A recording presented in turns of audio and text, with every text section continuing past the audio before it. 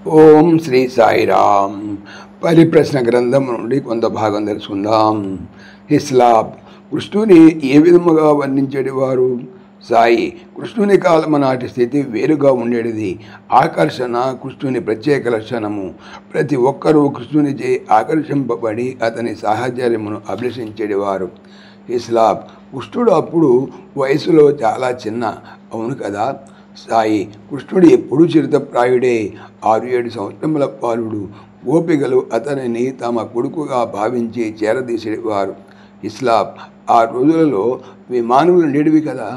సాయి రావణుడు సీతాపరించుడు ఉపయోగించినటువంటి పుష్పక విమానం మొట్టమొదటిది.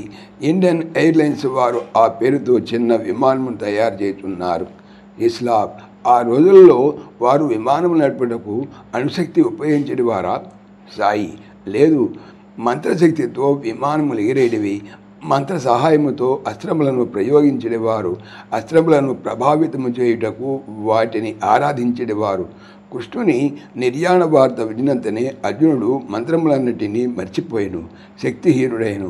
ఈ రోజుల్లో కూడా నవరాత్రి పర్వదినము నాడు కర్షకులు వారి పనిముట్లను ఆరాధించున్నారు. దాని ప్రభావము తప్పక ఉంటుంది.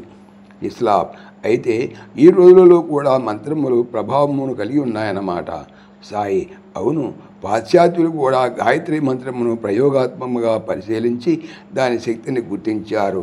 అయితే ఆధ్యాత్మిక జీవన విధానమును చక్కగా పాటించున్న వ్యక్తియే మంత్రమును ఉచ్చరింపవలెను. సాయిరామ్.